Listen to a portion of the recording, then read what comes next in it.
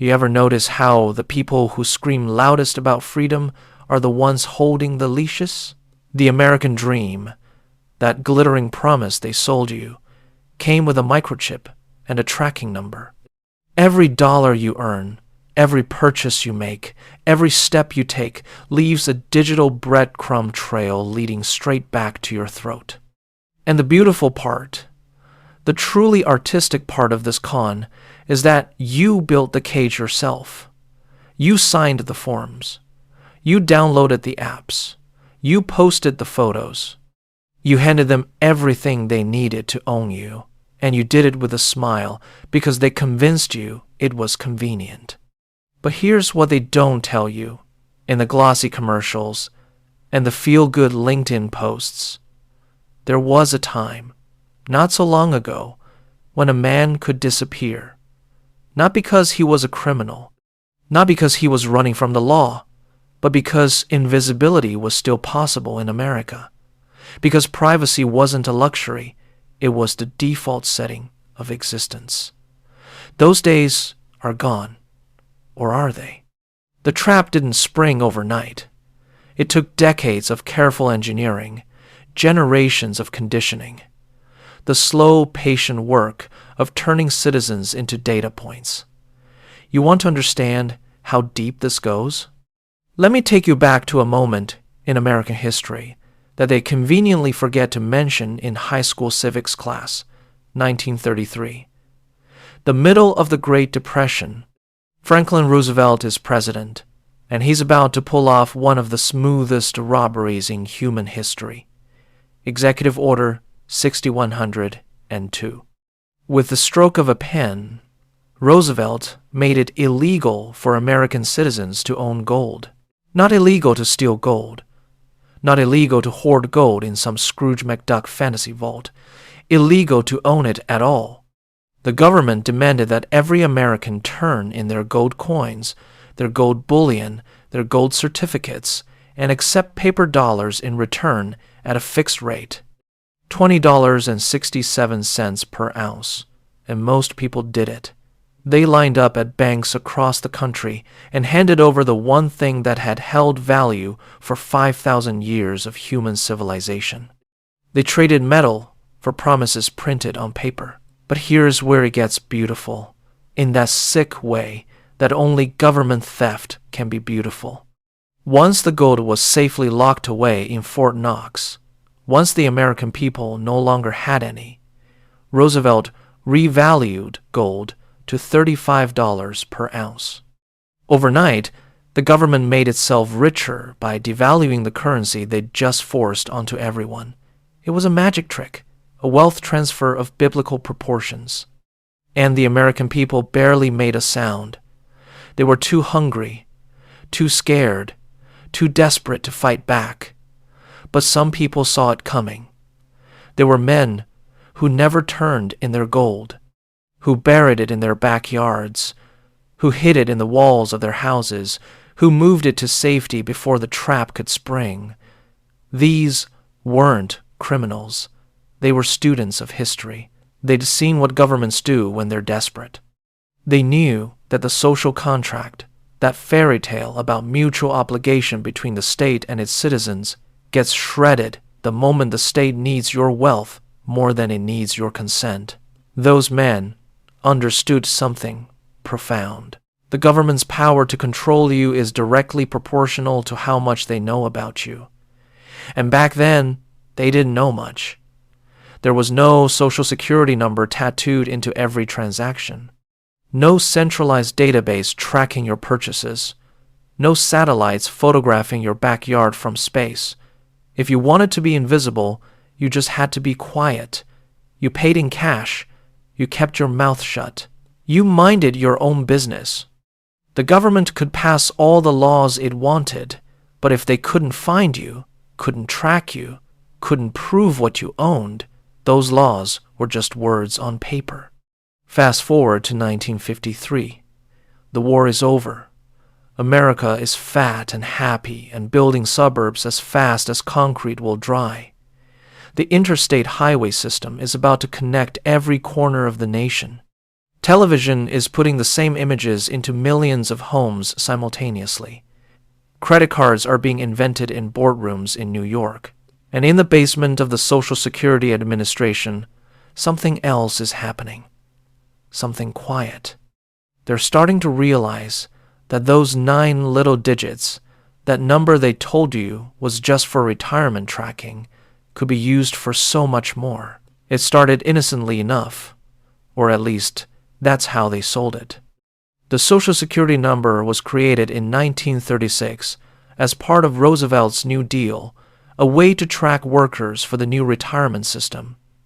Just a simple identifier, nothing sinister. Except identifiers are never simple, and nothing the government does stays in its lane.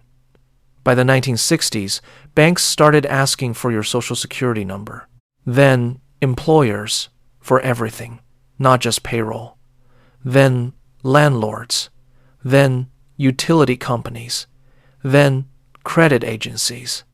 The number that was supposed to be just for retirement became the skeleton key to your entire existence. And once everyone in America had a unique identifier, once every transaction could be linked to a number, once your financial life was recorded in centralized databases, invisibility became exponentially harder. Not impossible, just harder, because the system still had gaps. Cash was still king for daily transactions. There were still parts of the economy that ran on handshakes and paper records.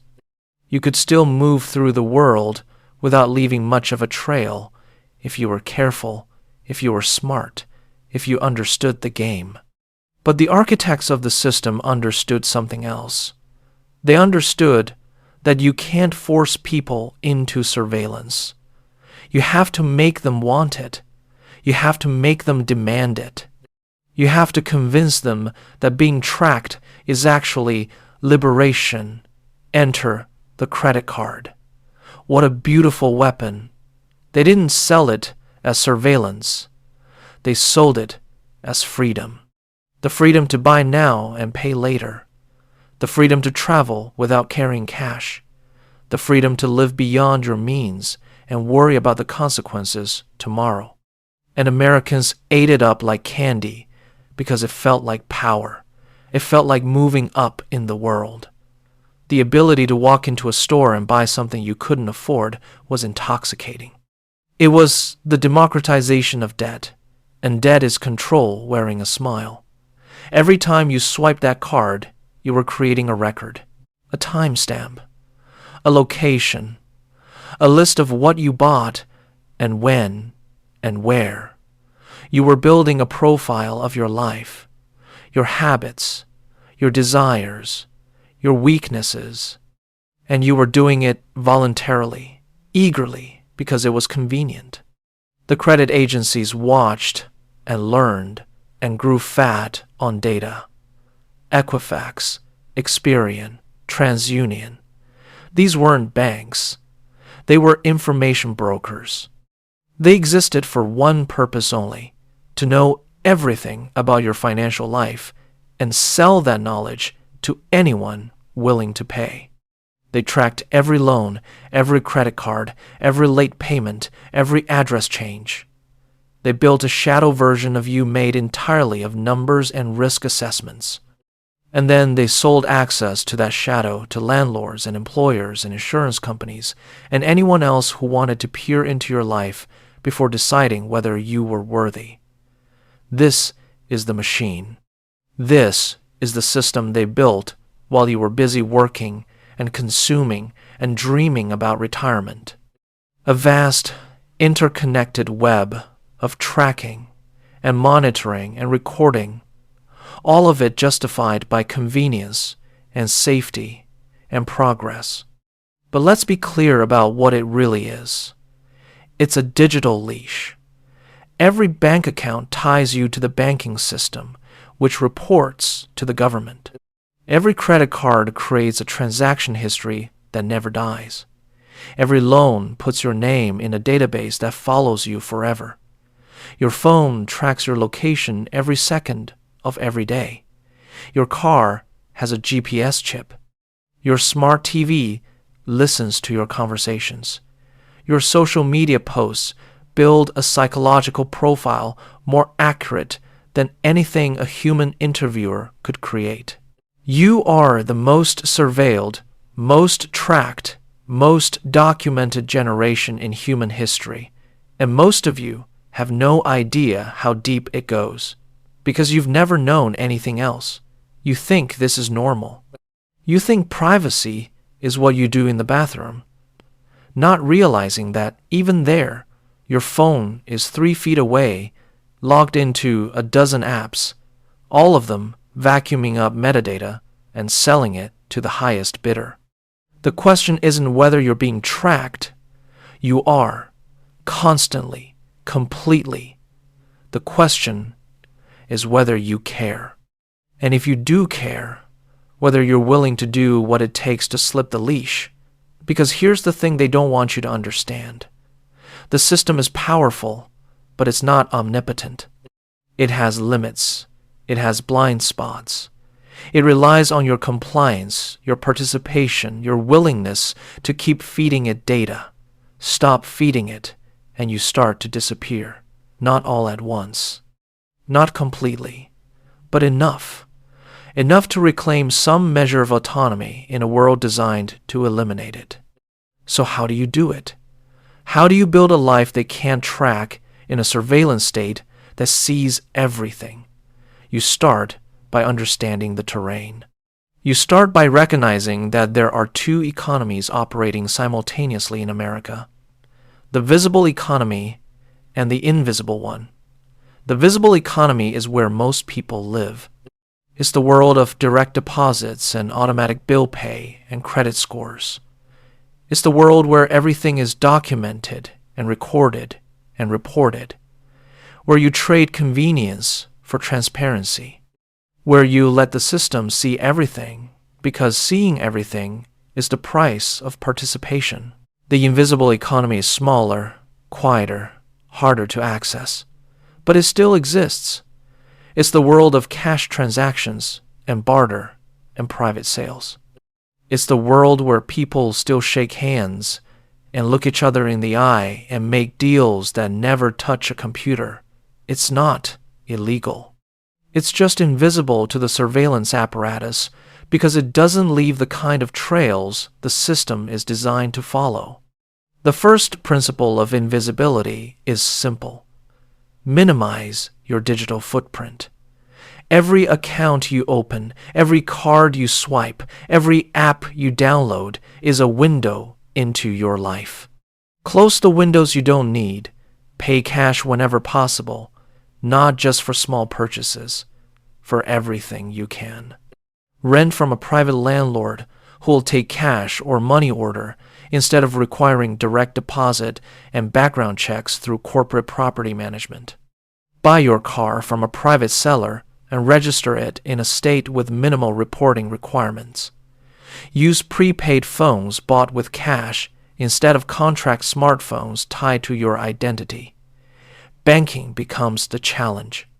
The system is designed to force you into the banking system because banks are the surveillance choke points. But even here, there are strategies. Keep multiple small accounts at different banks instead of consolidating everything in one place. Use credit unions instead of major banks because they're less integrated into the surveillance grid. Keep your balances low so you're not triggering reporting thresholds. Never, ever use the same account for both legal and gray market activities because the moment you mix streams, you create patterns, and patterns are what the algorithms hunt for. The second principle is compartmentalization. Never let different parts of your life touch. Use different names for different activities where legal. Use different addresses, different phone numbers, different email accounts. Build walls between your identities so that even if one gets compromised, the others remain intact. This sounds paranoid until you realize that this is exactly what corporations and governments do. They compartmentalize constantly. They have divisions and subsidiaries and shell companies and classified programs, all designed to prevent any one breach from compromising the whole. You're just doing the same thing at an individual level. The third principle is the hardest. You have to be willing to sacrifice convenience. Every convenience the modern world offers comes with a tracking cost. Want next-day delivery?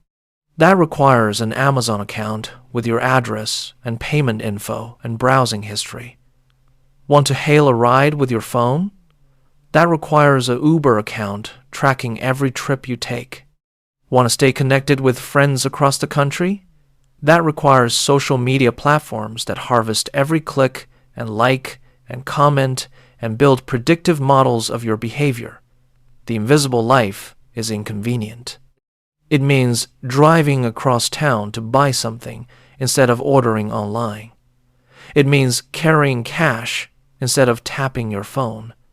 It means using paper maps instead of GPS. It means accepting that you cannot participate in a frictionless digital economy without sacrificing invisibility. You have to choose. And most people, when confronted with that choice, pick convenience every single time. Because convenience is addictive, because the surveillance state is built on top of genuine utility, the apps really do work. The services really are helpful. The technology really does make life easier. That's what makes it so insidious. They're not forcing you into the panopticon at gunpoint. They're making the panopticon so comfortable that you never want to leave. But there's a fourth principle, and it's the most important. You have to build parallel systems. You can't just opt out of the visible economy without having something to opt into.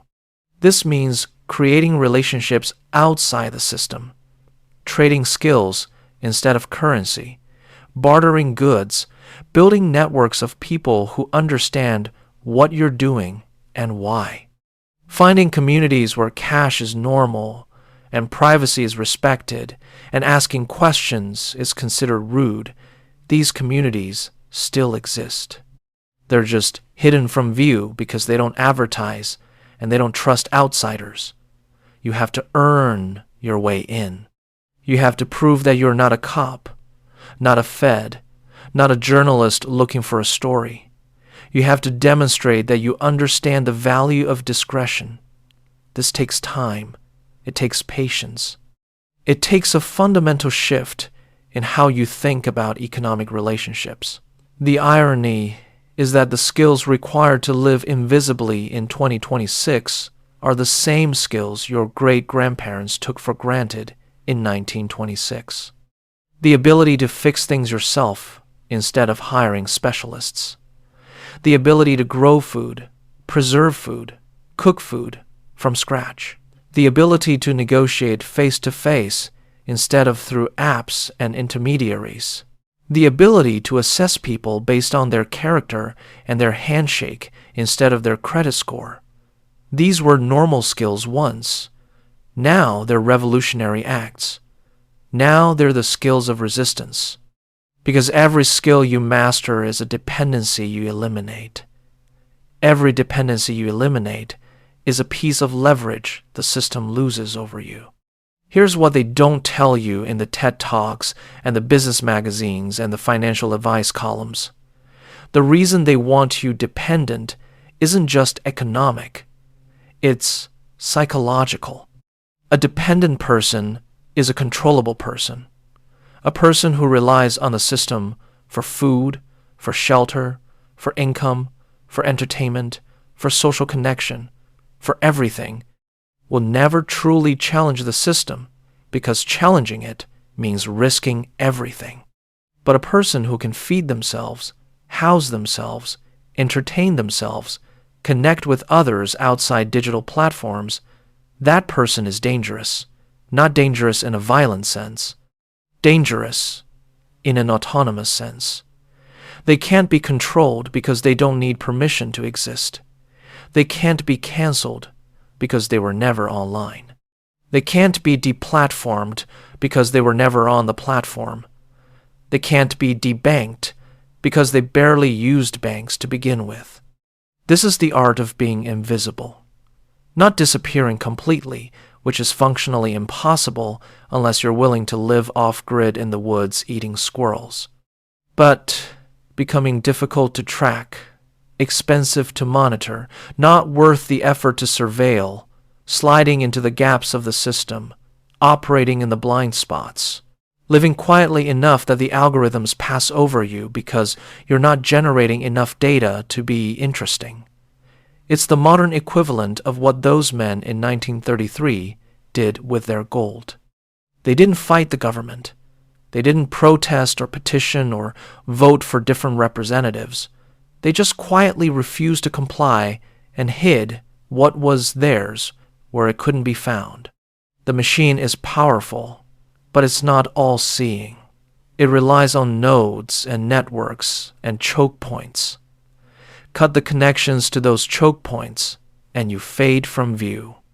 Not entirely, but enough. Enough to have options. Enough to maintain some thread of autonomy in a world designed to eliminate it. Enough to look at the surveillance state and say, quietly to yourself, not today.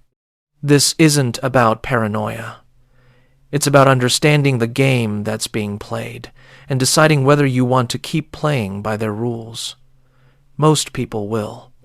Most people will keep feeding the machine because the alternative requires too much work, too much sacrifice, too much thinking. But for those who remember that freedom and convenience were never the same thing, for those who understand that every tracking mechanism is also a control mechanism, for those who look at the digital leash and decide they'd rather walk on their own, the path exists.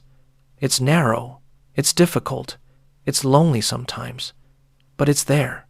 It always has been. The question is whether you've got the stomach to walk it.